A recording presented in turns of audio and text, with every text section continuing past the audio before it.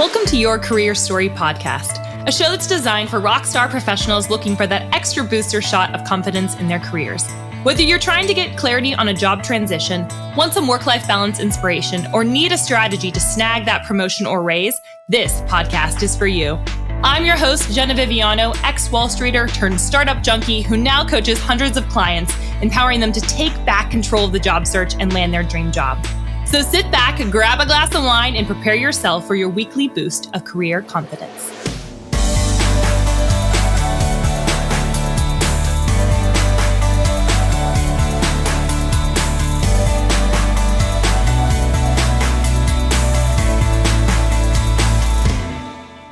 Hello, friends, and welcome to another episode of the Your Career Story podcast. I am so thrilled that you are here, but I'm extra excited for our special guest today, my friend, past client, and current TV writer for Romper, as well as freelancer, as well as all the things. Esme, thank you so much for joining us today. Thanks for having me. I'm so excited to be here. You're welcome. So why don't you tell the audience a little bit about yourself?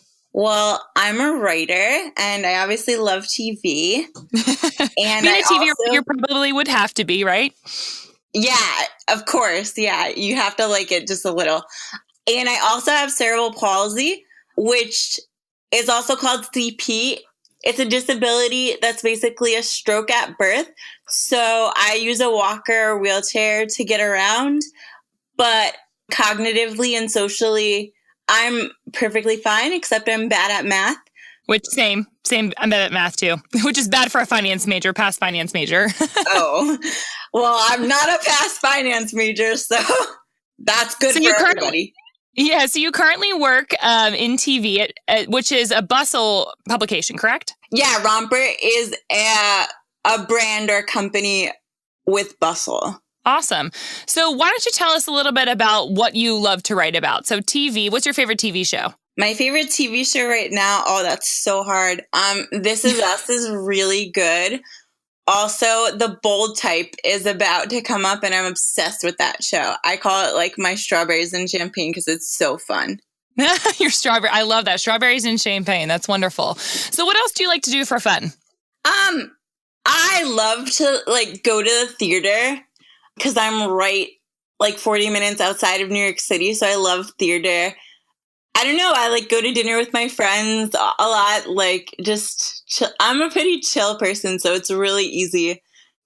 For me to like entertain myself with just conversation. I don't know if that makes sense, but yeah, for sure. So what did you want to be when you grew up? So you've had this, do we call it disability? What's the proper words to use, I guess?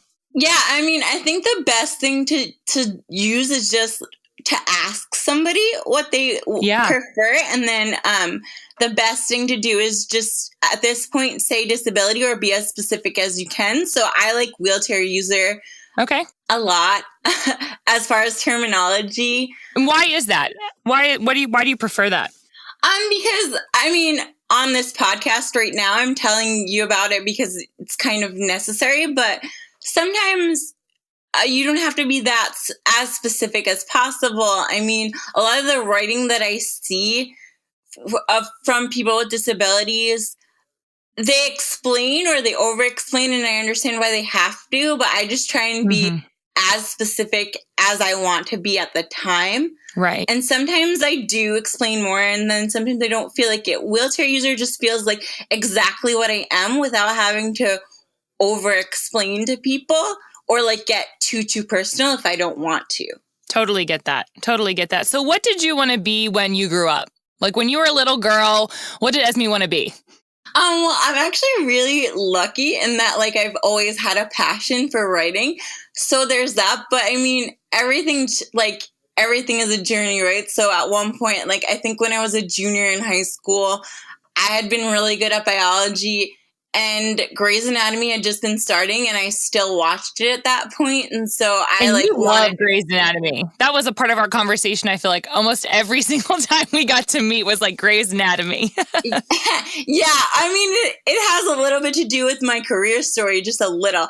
But I loved it at that point, and I wanted to prove to people that I could be a surgeon, just kind of to do it. And I was good at bio, but I actually like really don't have a passion for that that I noticed. Mm-hmm. And my passion was in media and communications. So, I mean, I also want to still now, one of my goals is to write for TV, like write the scripts. That's awesome. So what was one of the biggest challenges? So when we're talking about career and we're talking about being a wheelchair user, that was one of the things that when we first met and had a conversation, just not necessarily a barrier, but it was just another thing to think about, right? So what's been the biggest challenges for you as you started to launch your career? I think just kind of knowing where to start and where to get help.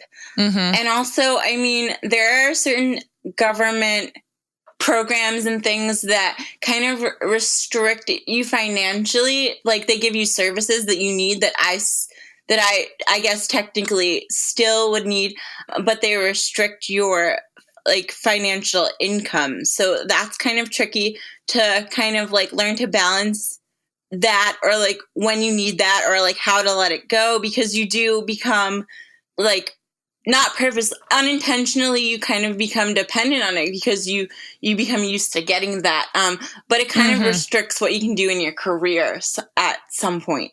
Okay, so when you were trying to get into what are some things that you have to think about as you're going and launching into your career? What were some of the kind of barriers to entry, if you will? So that's one of them, the government aspect of it, but what else?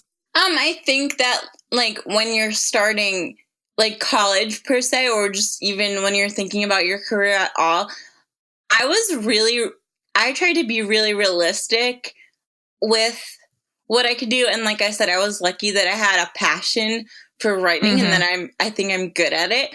And so I've always wanted to do that. But I think it comes down to being realistic with like what you want to do versus what you can do.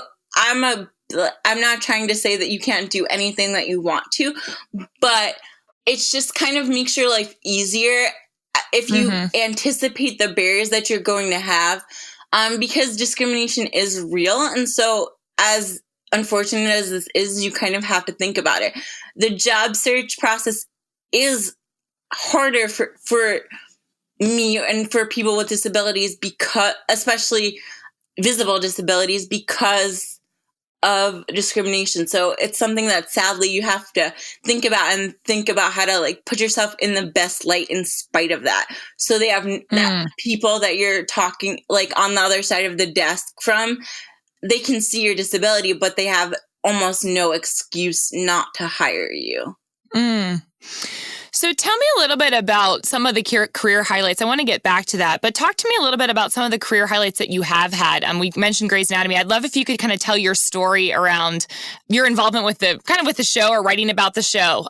I just think it's a really fun story. Oh, okay. So when Sarah, Drew, and Jessica Capshaw got fired from Grey's Anatomy last year, I was a huge fan, and I was really upset because I saw an aspect of the conflict that wasn't being written about, because as with any industry, I'm sure there are politics involved in it.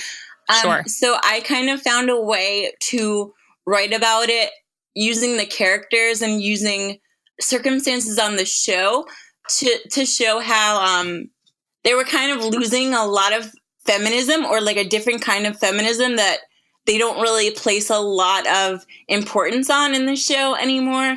And so I wrote an essay about like the feminism that they're losing, and it went a little bit viral. It's hard to say what viral is because there's no, there's no numeric measurement defining factor for it. Yeah. But the actresses, Sarah, Drew, and Jessica Capshaw found it through the internet or whatever, and Sarah shared it, and they both kind of socially supported me in different ways. And so it got a little bit big, especially within that community. And then it kind of led to some other opportunities for me, which were pretty awesome. Yeah. And you got to meet Sarah in person, right? Yeah, it's a longer story, but she was doing a play in California that summer, and I kind of needed a vacation, and I actually had never gone on a vacation with like just a friend and like outside of family members. So I booked this vacation, and she was doing a small play. And so I got to meet her and I actually had a really emotional moment with her, and I wanted to interview her still. And I was like nervous that I ruined my opportunity with that. And she was super sweet, and I got an interview with her after that. So, I mean, it all worked out. Yeah. So she's awesome. 100% worked out. That's awesome. Yeah. So what are some of the most common misconceptions about folks with disabilities, or however you prefer their preferred choice of way to describe them, right? Sure. I mean, I can only speak for myself, and I want to like make that clear that throughout this whole podcast, I'm only speaking for myself. But I mean, I think that I guess one of the biggest misconceptions is that like people with disabilities can't work, or that they would be a burden to hire. I think that's something that people need to realize, is that when we get when I personally get opportunities, I know that I'm getting them, and I know how hard it is because I've had to work hard to get them. So I'm going to work as hard as I can for you to like take advantage of my opportunity. And I think there's like proof out there. Forgive me, I don't have it right in front of me to cite it, but I've seen just on people's social media saying that when they hire people with disabilities, their revenue goes up, or their productivity in their company goes up. So, I mean, I just think one of the biggest is that we'd be a burden on a company, or that, you know, our physical limitations maybe would be a reason not to hire us. And what do you think that we can do as companies to get around that? What do you think companies should be doing to to break down that barrier and that misconception? Sure. I think that so I'll go into an application and it'll say the equal opportunity employment, and I believe that, and I believe that they think that they are, but then maybe very few like put their money where their mouth is, so to say, and actually do hire people with disabilities. I mean, I can only speak for myself, like I said, so I don't have every single person's interview experiences to draw from, but I think that's a big thing, is that if people with disabilities actually get into the room, I don't know that they're coming through to the other side and working for the company. I also think that, so one of the biggest anxieties I had before working with you on my career thing is, do I disclose or do I not disclose my disability on a job application, and when? So that can be a really anxious experience for people with disabilities. So I don't know. We just have to find a way to like make it all balanced and work it all out. I think like, I know this is just a 2-person podcast for right now, but it would almost be awesome to like have a third party here, like from a big company or something, to hear their side of it. I would love to. Yeah. Maybe we can make that happen. Season 2, season 3. Hey friends, just wanted to pop in here, say hello, and tell you about a super special free resource just for YOU. Have you been staring at your LinkedIn profile, not knowing how the heck to write your LinkedIn summary? Should it be long or short? Do you use first person or what? Maybe you're like many people and have never even heard of a LinkedIn summary. So whether you've been struggling to write one or you're just discovering you actually need one, I have the perfect freebie to kick your LinkedIn profile into high gear. Head on over to geneviviano.com/resources to snag your free copy of my ultimate LinkedIn summary template guide. I've got examples and a step-by-step process to make writing your summary as seamless and painless as possible. So go on over to geneviviano.com/resources to grab your copy of my ultimate guide to writing your LinkedIn summary. That's geneviviano.com/resources. All right, back to the episode. So what advice, you went through the job search process recently, landed a job, which is super exciting. What advice do you have for people with disabilities in the job search? So I think my advice for people with disabilities would be to just kind of make their disability work for them if they are comfortable disclosing.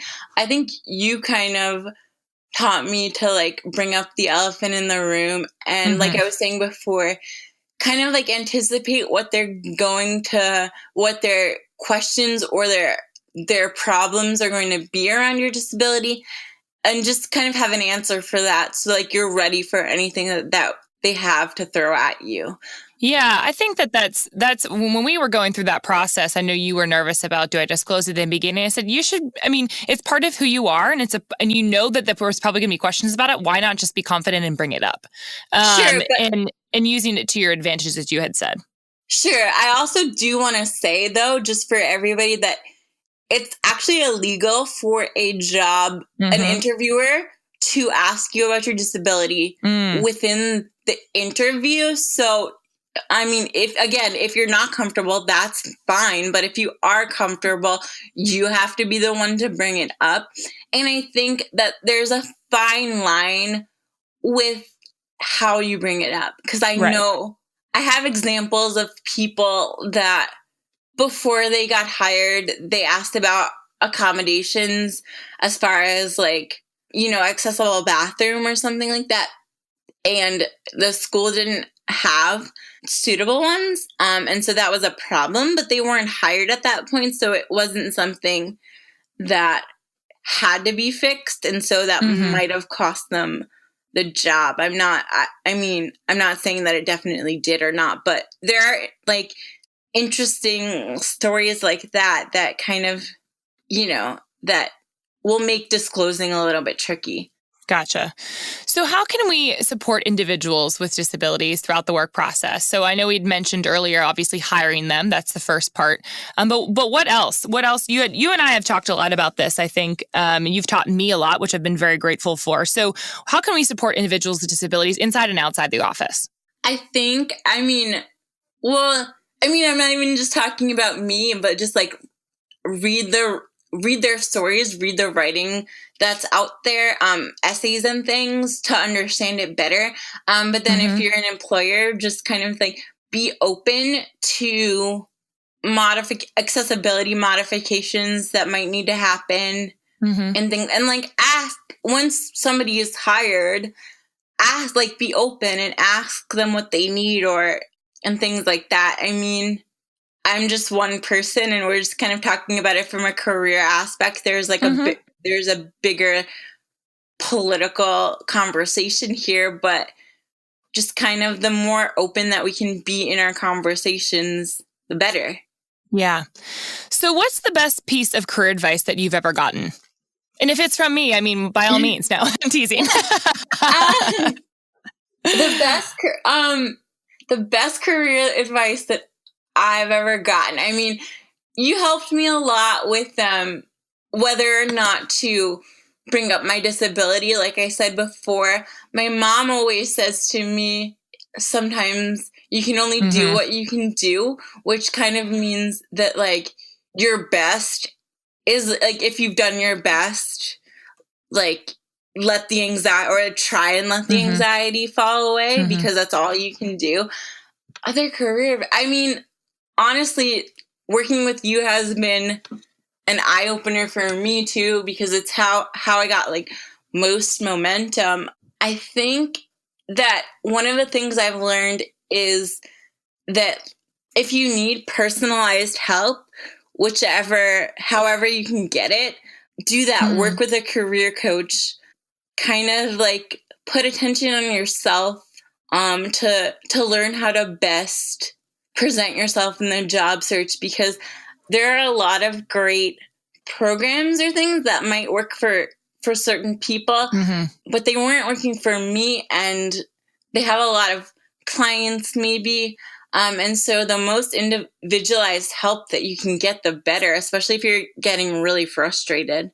Yeah. So had you used coaches before we'd worked together? I have a writing coach that I go to sometimes, and she really helps me with breaking into bigger publications.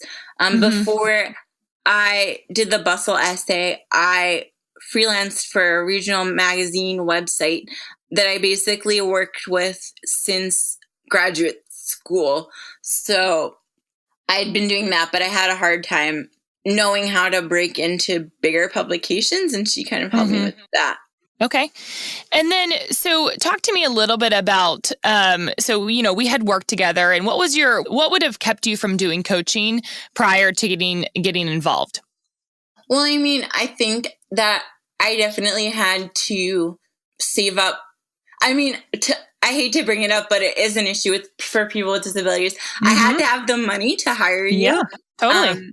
I also, what kept me from it was not knowing if a quote unquote mainstream job coach could help me because I had a disability, or like if you were just going to be scared about it and back off right away, which obviously you didn't. I mean, so that was a big one. I thought that it was going to be a bigger issue than it is, or than it was for us, but also in certain cases than it is in the job search. You kind of just, I mean, you might experience the discrimination that I was talking about. It's real and I've experienced it, but you kind of just have to, you prepare as much as you can for it, but at the same time, like your mindset has to be that like, I'm going in to do my work. That's I actually recently did an interview with someone for something else that's coming out soon. And one of the things that she also, a wheelchair user, and one of the things that she was emphasizing a lot throughout our interview was just like, my job is to do my work. And that was really empowering too, because in a way she just like prepares her craft as best she can and just almost like tunes out everything else. And that's brought her a lot of success. So that's awesome. That's awesome. So where can people find you? You know, we want to read what you're working on. Where can people find you on the web? Well, I'm on Twitter. So my You Twitter. use Twitter a lot, don't you? I do. I mean, I think dead, according to Esme. I think it's a good platform for writers. Yeah, I think you're right. So my Twitter is at Esme Mazzeo, and then I do have a website that's esmemazzeo.com, excuse me. But yeah, I'm on Twitter, so come say hi. Didn't you reach out to somebody on Twitter that helped lead you to an interview? Yeah. Well, she had a call out first for people. So she tweeted her email address. And so I, applied using your process and kind of was just practicing. And I mean, months after that process was supposed to begin, she reached out to me. So yeah, I have connected with people. Which is so interesting. So, people that are listening, there are other social media platforms besides LinkedIn that you can be utilizing. So obviously LinkedIn is my favorite. It makes the most sense for anything career related. But Twitter is also a really great option. A lot of companies have recruiting handles actually for their organizations where they tweet out specific jobs. You can see who's doing the tweeting. And it actually gives you a more personalized but not creepy, I'm stalking you on Facebook type of way. And you're also on Instagram, correct? Yeah, I'm on Instagram. My Instagram is also just my name. It's at Esme Mazzeo. I try to kind of see the platforms differently and use them a little bit differently. Sure. So my Twitter, I am myself and I, tweet my thoughts and everything, but I kind of see it now as my most quote unquote professional platform to go through. And then my Instagram is just a little bit more personal as far as just my life, right. Which, Instagram is everybody's life in visualizations, but just compared to you, how you use it for you use Instagram a lot for your professional things. Mine is kind of a tinge more personal, but awesome. I wanted to say just to anybody with people with disabilities out there, just social media is a great outlet to use just to meet people and express yourself and, kind of like make really cool connections. Like I have other cool connections that I've made through Twitter or something that they haven't necessarily led to anything yet, but it's just fun to talk to people and it feels like a really good outlet for me to like use my voice. And I mean, even sometimes, with certain issues that I'm passionate about or whatever, you might not be able to go out in the trenches and get your thoughts out there that way. But Twitter is a really great place. There's conversations with people in the disability community about all different issues. They're just under hashtags. Mm-hmm. So it's a pretty awesome place, I found, for me. That's great. Well, thank you so much for joining us today. I loved hearing even more of your story than I already knew, and just your wisdom on how we can maybe be breaking down some barriers and having more conversations around folks that have disabilities in the community, and how we can, just be more aware of it, I think, is the biggest thing. And I'm so excited for you and your new position, and I know all the freelancing things that you've done. So folks, I'll have her info in the show notes. And so you can check her out on all those different platforms. But Esme, thank you so much for joining us today. Yeah, thanks for having me. I have a long way to go, but anything I could share, I'm happy to. Hey, y'all, thanks so much for listening to Your Career Story podcast. I would love to get to meet you. And there are a couple of ways that we can connect in between episodes. First and foremost, I love my LinkedIn. Second is via Instagram. And third is over on my website. I actually have a special spot just for you full of fun, free resources. So all you have to do is go to www.jennaviviano.com/resources. Super simple, for a bunch of freebies that will help you boost your career. Hope to see you next week.